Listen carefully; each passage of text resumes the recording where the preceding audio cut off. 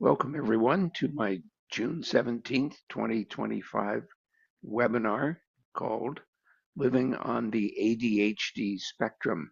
ADHD, of course, is attention deficit hyperactivity disorder, and the notion that it is a spectrum of symptomatology is a relatively new one, but completely in keeping with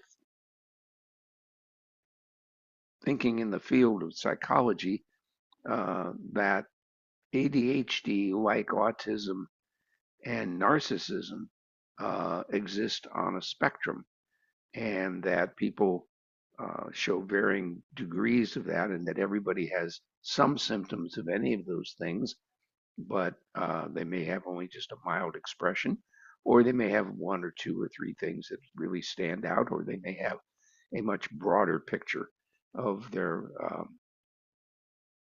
symptomatology. Now, when we say symptoms, um, well, let's think about what ADHD really is. Um, the typical image of an ADHD child is a young boy, typically, although it can be a girl, but typically a boy about 5 or 6 years of age. And as we used to say in the old days, bouncing off the walls. Bouncing off the walls literally meant the kid couldn't sit still. It was always active, always doing something, moving from one thing to another, not staying with anything very long, having a difficulty learning, having a difficulty, of course, with any kind of discipline in the sense of, you've got to stay in your seat, which means that they were entering a school environment, which was not at all conducive to the way, excuse me, way their nervous system functioned. Um, When I was first starting out in my pediatric practice, I served as a consultant to a psychiatric hospital, a children's unit of a psychiatric hospital. And we would do 72-hour evaluations of children for the court system, um, for kids who had gotten in, usually into some kind of difficulty, sometimes setting fires or fighting or otherwise creating mayhem. Um, and so these kids would be brought to the hospital and they would spend 72 hours.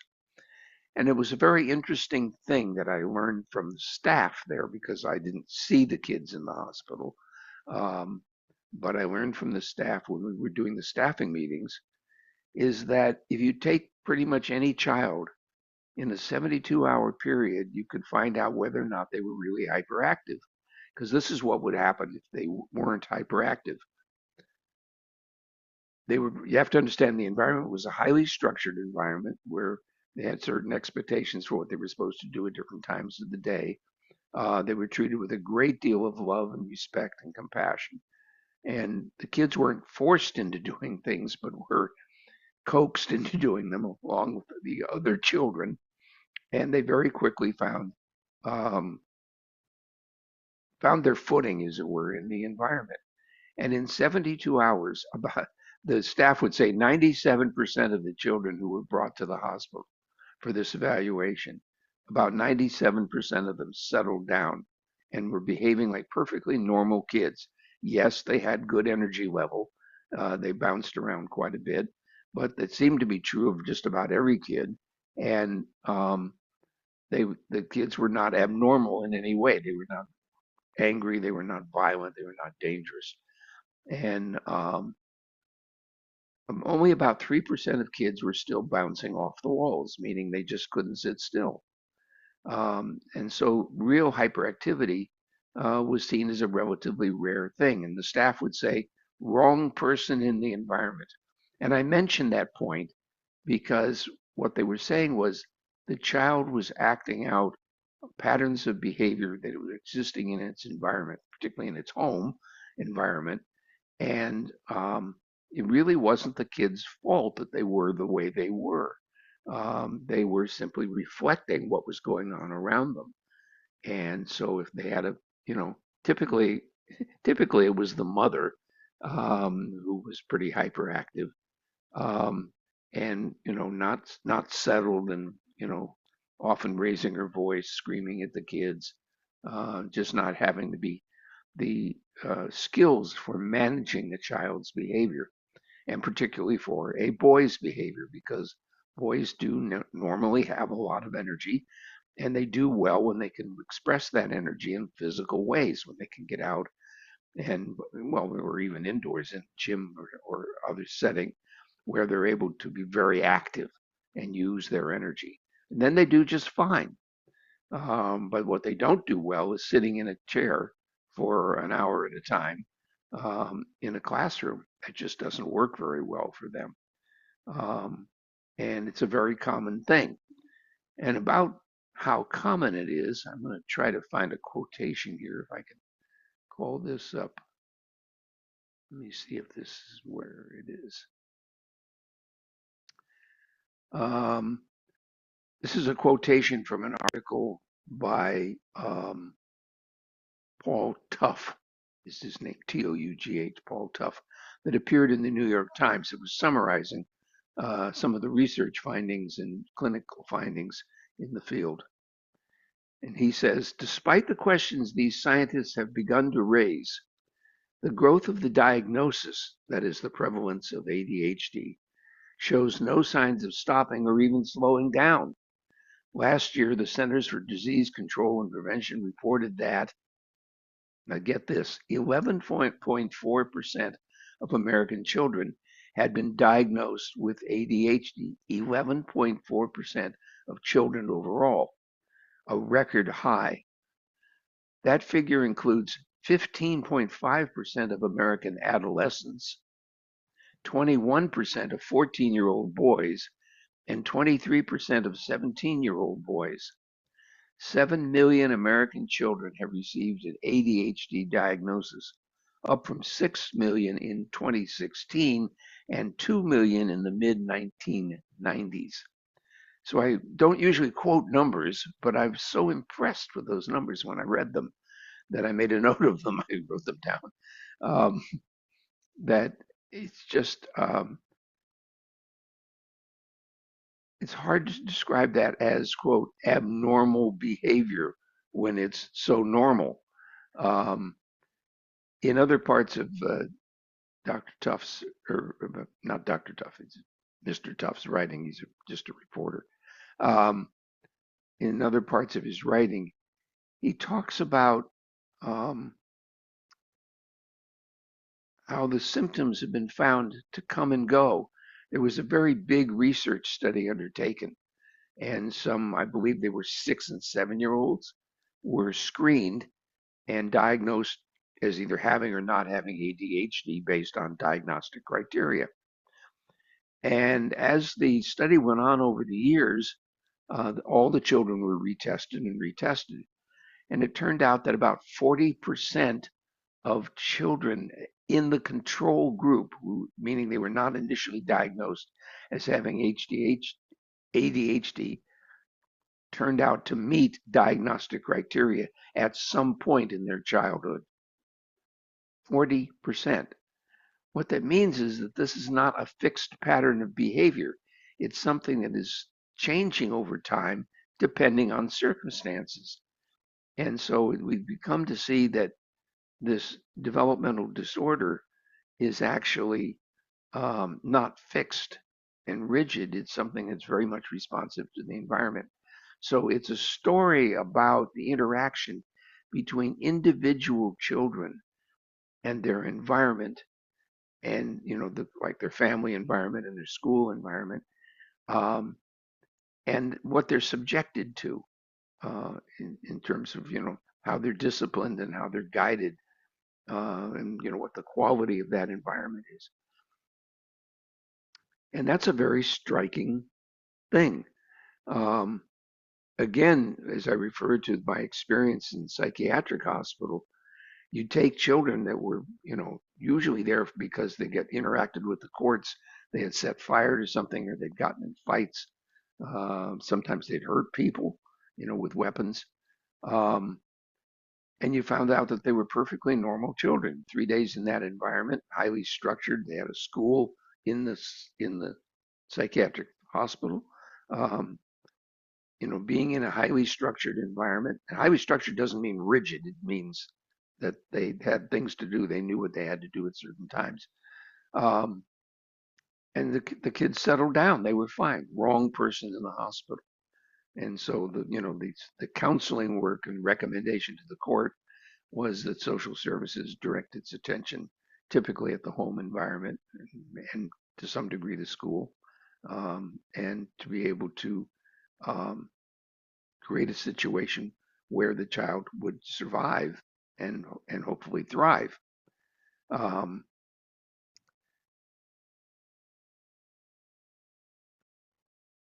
the history of this is complicated and fascinating, but I don't think I'm going to spend much time on it.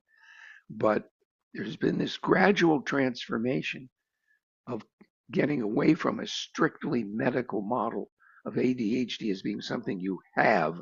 It's a diagnosis and you've got it and you're going to have it forever, like autism and narcissism. Um, it's not a thing. It doesn't fit the medical model well. It's a behavioral thing. It's a neurodevelopmental thing.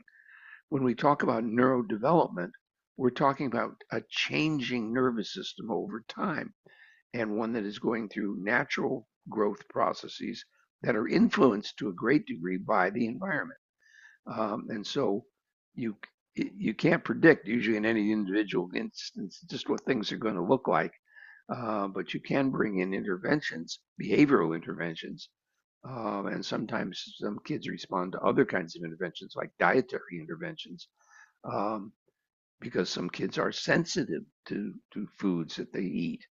Um, they may be sensitive to how they're treated. Are they given a lot of physical loving, or do they need to be more, kids who are more on the autistic spectrum, kids who do not take physical contact very well. Excuse me, I'm going to take a sip.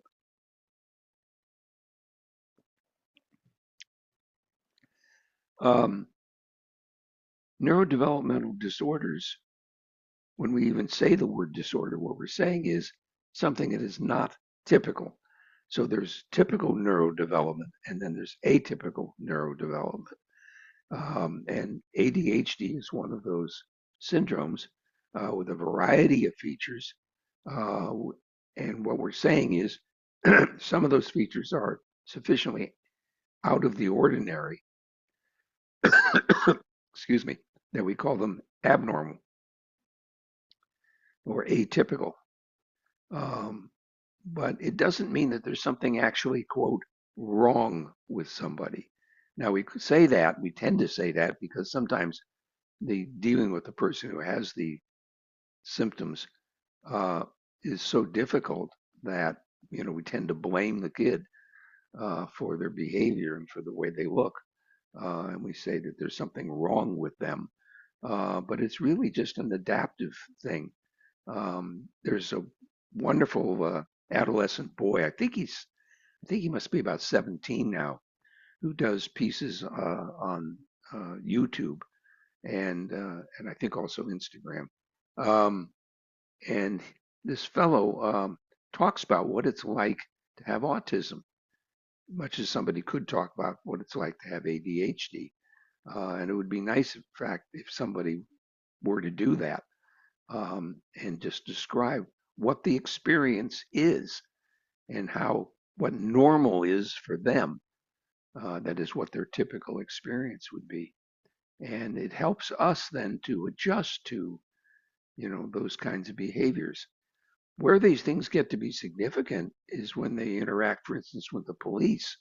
Um, Police are often very poorly trained, have very limited training in dealing with kids with ADHD and kids with autism. Um, and so, when they meet somebody with one of these syndromes, um, meaning who are on the spectrum in a way that is very obvious to other people, but it doesn't mean other people understand where they're coming from. And so difficulties often arise with the police, who tend to take a very authoritarian posture and say, you will now do this. And the kid goes, I can't do that. And they run away, and then they get, into difficulty like that. Um, so dealing with ADHD can be a real challenge for family, school, and just anybody else that's in the environment. You have a kid that's in a store and he's moving from place to place quickly, handling things, not possibly not interacting with other people very effectively. Um, and so, they creates tension in the environment. People want that controlled. People don't like that. And then people blame the parents. You don't have your kid under control. And the parent, of course, is going, I'm doing the best I can, but there's only so much I can do. And it creates a great deal of tension, a great deal of animosity in the environment.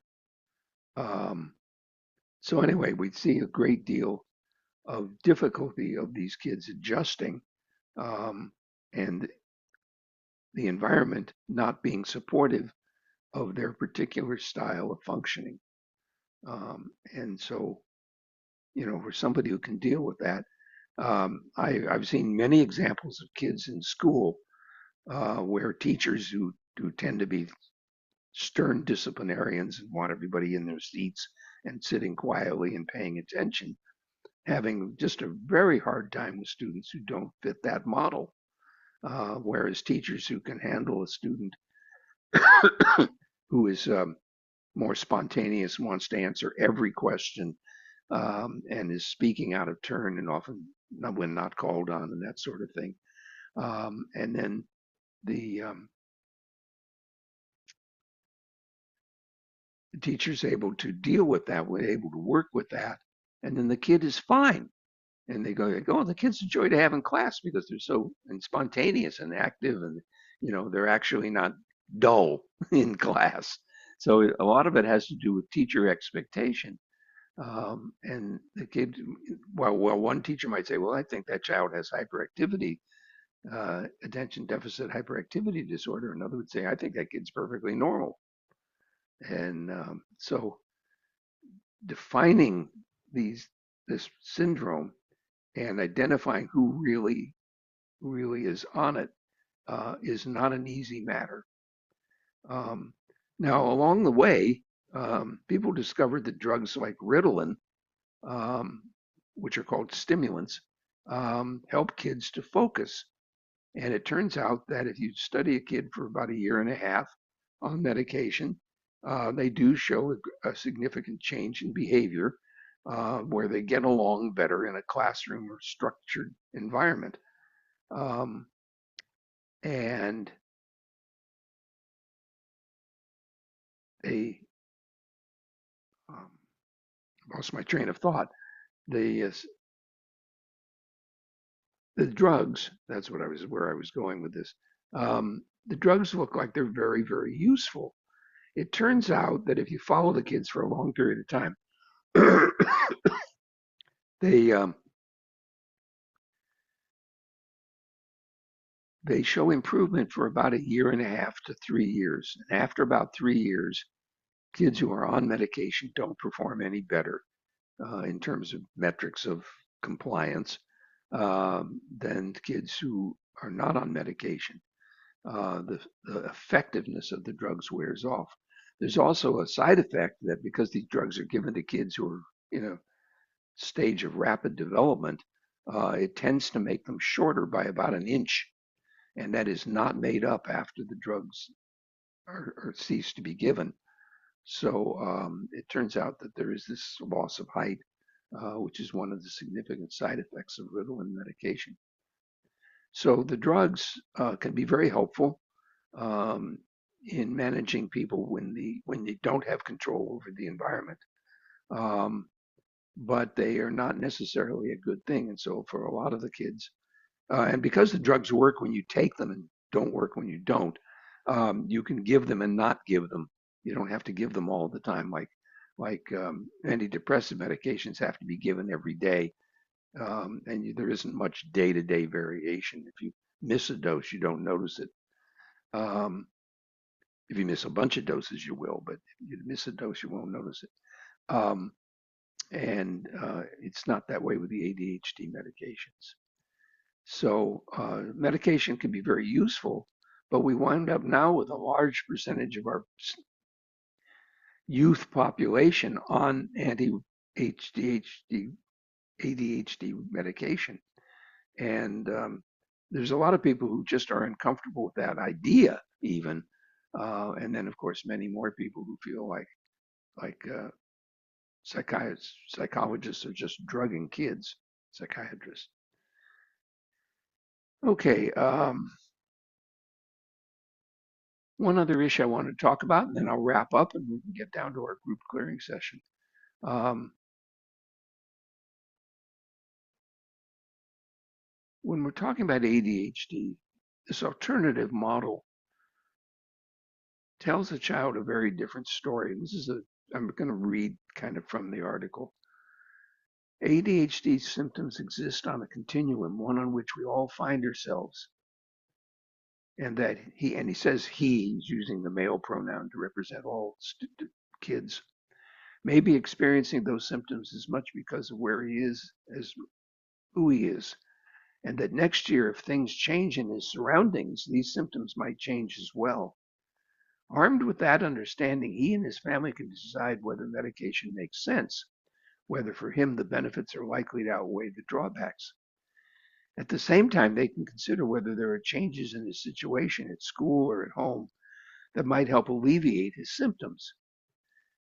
If he is also experiencing other psychological conditions, anxiety or depression or post-traumatic stress, they can take steps to address those deeper issues independent of his inability to focus in math class.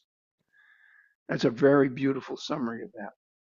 But it goes on. Admittedly, that version of ADHD has certain drawbacks, and it makes a very strange point.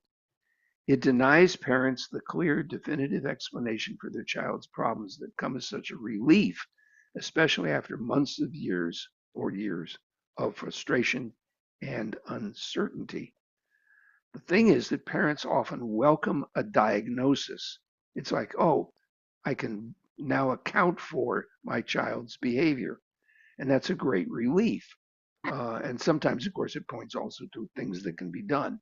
Like we can justify giving medication, like Ritalin, because the child has this diagnosis of ADHD. Continuing to quote, it often requires a lot of flexibility and experimentation on the part of parents, families, and doctors. But it has two important advantages as well, this new model. First, the new model more accurately reflects the latest scientific understanding of ADHD.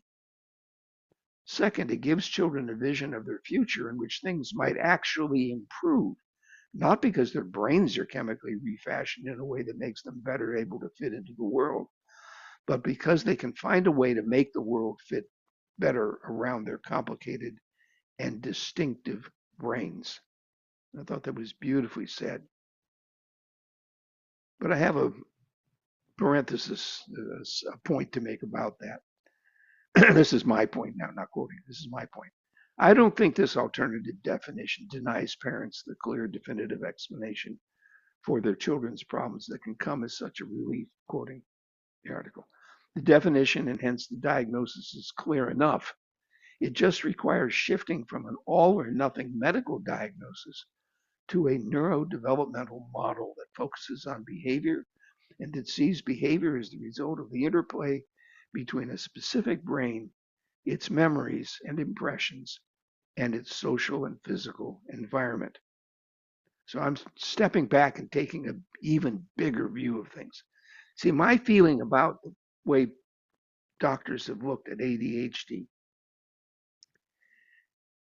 is that they first of all, they tend to look at the kid instead of looking at the whole family. Now, they often interview the parents and everything, but rarely is that you don't hear of it spoken of as ADHD family. Um, and clearly, um, in my pediatric practice, where I was, you know, dealing with kids, and parents would say, "Oh, I think my kid's hyperactive," and I would have a kid in the office, and I can tell in the office even, particularly if I've seen a kid two or three times, if they're able to sit on an exam table and maybe just play around or draw or do something, I get a pretty clear sense that they're really not hyperactive. and that, the person I need to be dealing with is the parent, and what I need to help them with is understanding their kid and understanding how the kid is reacting to them, to their parenting style. And so um, I don't think ADHD is anywhere near as common as the doctors are saying it is. I think it's actually uncommon. It's a behavioral thing. It's a neurodevelopmental thing. Um, and it's not permanent. It has a lot to do with the interaction with the environment. And there are some kids who have very strong symptomatology, and it doesn't go away after 3 days in a structured environment, away from the parents and away from the chaos at home and school. Um, and so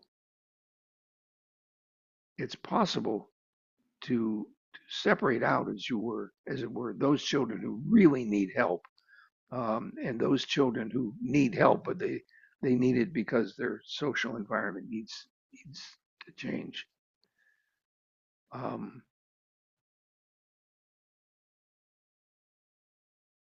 I think in thinking about ADHD in ourselves, right? If we all exist on a spectrum and we have at least some symptoms of ADHD, maybe we have trouble focusing in certain environments, um, or we have trouble sitting still, we get antsy, we get restless, we can't sit through long lectures, for instance, like this webinar, which I will try to keep here to 30 minutes.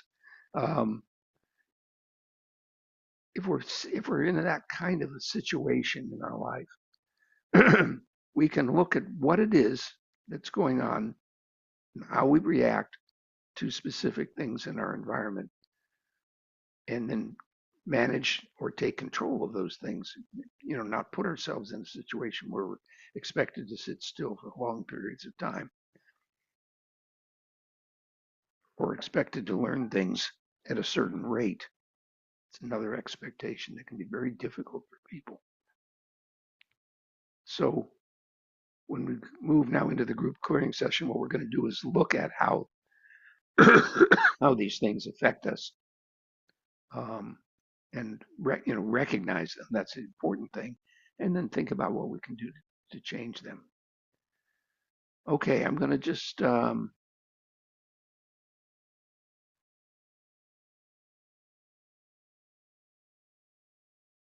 somebody offered the term neurodivergent. That is another term that is sometimes used to describe people with a developmental situation, which is atypical. I've always liked atypical myself, but neurodivergent is used. Um, and again, my own recommendation is that we get away from seeing that as illness or something wrong, and it's just a variation. Just seeing it as a variation, one that may require more work to adjust to or to adapt to than the average person has to deal with. Any other comments or questions before we finish our recording? Give it just a minute. All right, well, if there is, we'll take it up in the group clearing session. So our next webinar will be in July, it's expected, and I forgot to write down the date. So I will check later. It'll be likely to be the second Tuesday of July. Okay.